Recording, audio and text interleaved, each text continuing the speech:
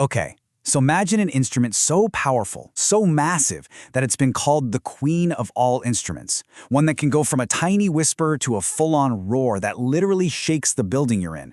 For a minute, forget about electric guitars or drum kits. Today, we're diving deep into the ultimate sound machine, the organ. So here's the big question, right? How can just one person, sitting at one console, create a sound that's so huge you can actually feel it vibrate in your chest?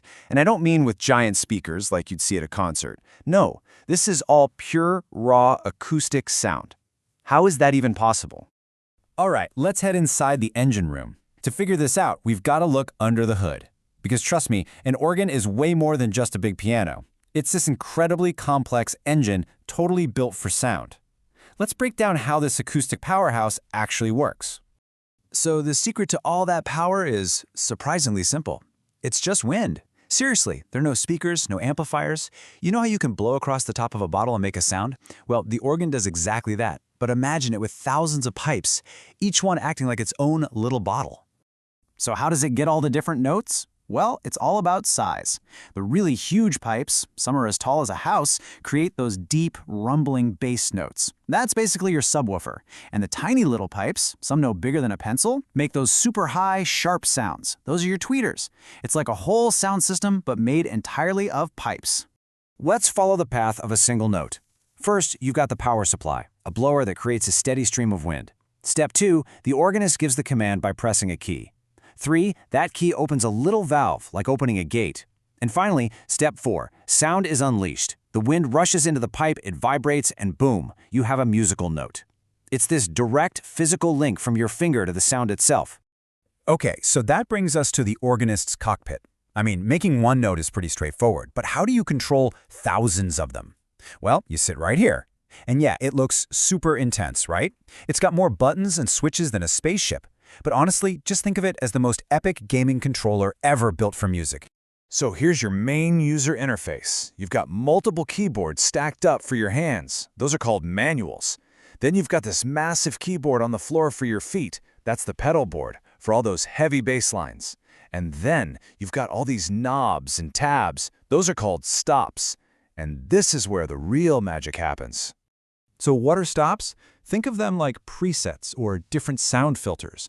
When you pull a stop, you're activating a whole set of pipes called a rank that all have a unique sound. One rank might sound like flutes, another like trumpets, another like strings. It's basically like choosing your loadout in a video game to completely change your sound on the fly. And the best part is, you can combine them. The organist isn't just playing notes. They're basically a live sound engineer. They can mix and match, pulling different stops to layer sounds. They can start with a soft, gentle flute, then bring in some brassy trumpets, and just keep building and building until the sound is powerful enough to shake the entire room. And get this, playing the organ is a total full-body workout. It takes an insane amount of coordination, kind of like a pro gamer. Your right hand is doing one thing, your left hand is doing another, and all the while, your feet are playing a completely different bass line on the pedals. It's a massive mental and physical challenge. Now, a machine this complicated wasn't just invented overnight. This instrument has been getting tech upgrades for over 2,000 years. Seriously, think of it like a piece of software that's been getting patches and updates since before the Roman Empire even fell. Okay, so the evolution started way back in ancient Greece with an organ that was powered by, get this, water. A water pump created the air pressure. Then, during the Middle Ages, the organ got a huge level up when it moved into big churches and cathedrals, getting bigger and more powerful. Fast forward to the Baroque era, and pro players like J.S. Bach showed up and just completely maxed out the instrument stats. And now, today, we have digital power-ups like electric blowers and even computer-assisted controls. Of course, an instrument this epic is going to inspire some legendary creators. You had innovators, you had romantics, but the undisputed GOAT, the greatest of all time, was Bach. He wrote music for the organ that, even today, is seen as the ultimate test of a player's skill and genius.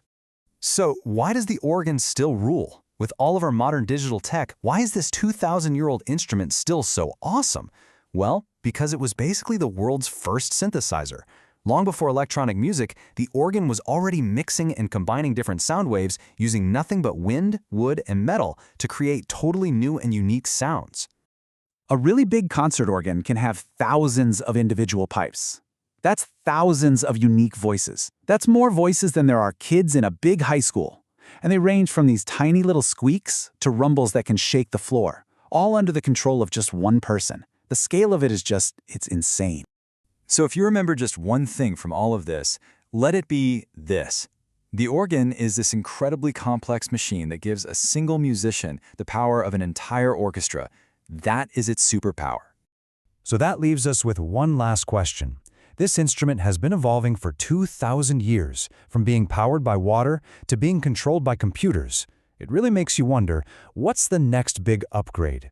What do you think the organ is going to sound like 2,000 years from now?